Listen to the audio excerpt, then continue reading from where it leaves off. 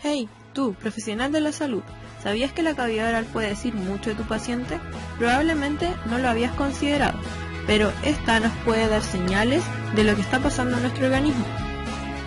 Para esto, primero tienes que entender que el periodonto es todo tejido que se encuentra alrededor del diente, cumpliendo función de protegerlo y mantenerlo inserto en el hueso alveolar.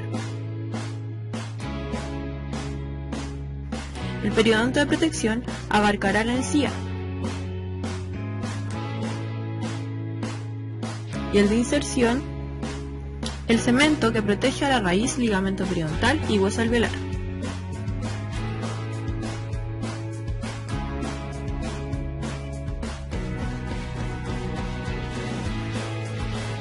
La enfermedad periodontal es un desequilibrio entre bacterias patógenas y comensales a nivel periodontal, en donde se ven afectados los tejidos fibrilares, epiteliales y óseos, principalmente como consecuencia de un proceso inflamatorio. Según Sokransky, esta enfermedad es generada por un conjunto de bacterias que son sitio-específicas y aparecen por brotes. Además, la cantidad y calidad del biofilm determina la progresión de la enfermedad, dado que mientras más organizadas se encuentran dichas bacterias, mayor es el daño que pueden provocar al estar adheridas a la superficie del diente, lo que explicaría la importancia del cepillado y las limpiezas hechas por el profesional para el manejo de la condición. Con estas condiciones y acciones desorganizamos la bioflora, interrumpiendo su metabolismo, sin olvidar el rol protagónico que tiene el estado inmune del paciente a lo largo de toda la manifestación del cuadro periodontal. Los patógenos periodontales no son patógenos per se, sino que secretan una serie de factores de virulencia los cuales generan en el hospedero una respuesta inmune que será ideal para la aparición de la enfermedad. La enfermedad periodontal es de tipo inflamatoria, generada principalmente por los factores de crecimiento y señales proinflamatorias, las cuales, en conjunto al accionar de las células defensivas, llevarán a la destrucción de tejidos de soporte y a la larga conducirán al detrimento de la capacidad del diente para mantenerse anclado al hueso. Según estudios de la Journal of Dental Research sobre prevalencia de la enfermedad periodontal entre el 2009 y 2010, en estadounidenses sobre 30 años, el 47,2% posee la enfermedad en alguna de sus etapas.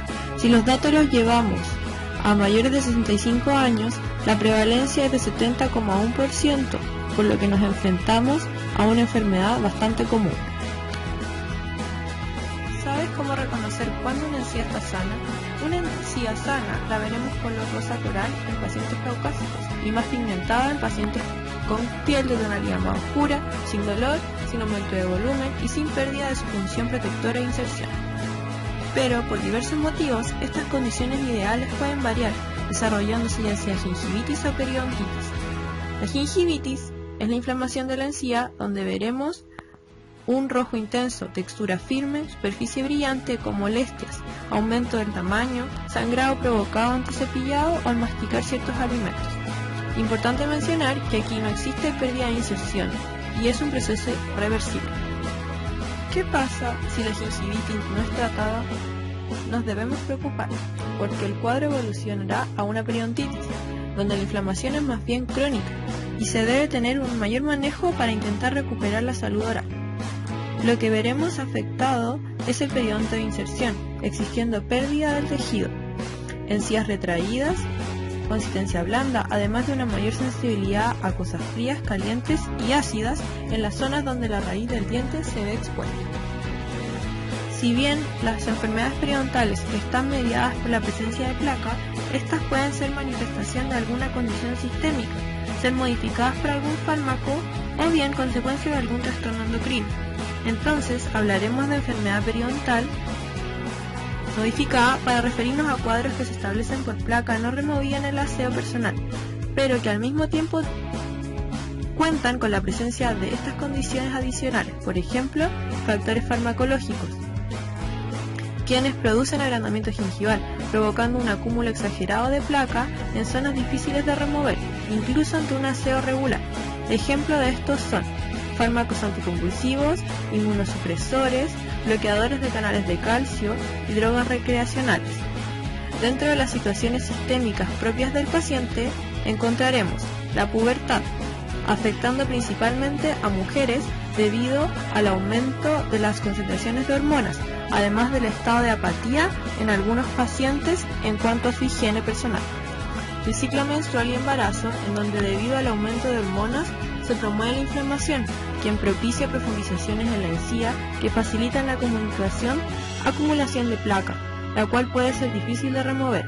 Adicionalmente, en el caso del embarazo se suma el reflejo nauseoso. Diabetes mellitus, en donde la hiperglicemia crónica altera la eficiencia de los recursos inmunes con la capacidad de combatir el ataque bacteriano. De manera paralela se alteran recursos que permiten los procesos de cicatrización y regeneración. La leucemia, debido a la proliferación anormal de leucocitos inmaduros y la supresión normal de la hematopoiesis, el paciente muestra cuadros de neutropenia y trombocitopenia. La anemia secundaria a la leucemia es la principal responsable de manifestaciones orales, como la tumefacción general de la encía, inflamación, hemorragias y petequias, generando zonas de retención de placa que propician a la aparición de un cuadro periodontal más agresivo. El síndrome de Down se desconocen específicamente los mecanismos por los cuales estos pacientes están más predispuestos a la aparición de la enfermedad periodontal. Sin embargo, se piensa que la degranulación de metaloproteinases, alteración en la funcionalidad de células T, alteración en la síntesis de colágeno y elementos de la matriz extracelular serían los principales mecanismos asociados, a lo cual se debe agregar la dificultad motriz de estos pacientes para poder realizar un aseo adecuado. Además de los factores modificantes, existen ciertas condiciones sistémicas cuya presencia en la región oral podría generar la manifestación de la enfermedad periodontal, como por ejemplo sífilis y gonorrea, gingivoestomatitis herpética, candidiasis, virus varicela zoster, factores de origen genético como la fibromatosis gingival, factores secundarios como alergias, carencia de vitamina C, estrés o el tabaco, y otros factores modificantes tales como lesiones traumáticas y reacción a cuerpos extraños. Ante la prescripción de alguno de los fármacos mencionados, el paciente puede ser catalogado como paciente de riesgo. En cuanto al control de algún paciente que presenta alguna de las condiciones sistémicas ya mencionadas, y especialmente ante la presencia de sangrados o encías o dolor de estas, nosotros recomendamos indicar a la persona que visite lo más pronto posible a un odontólogo.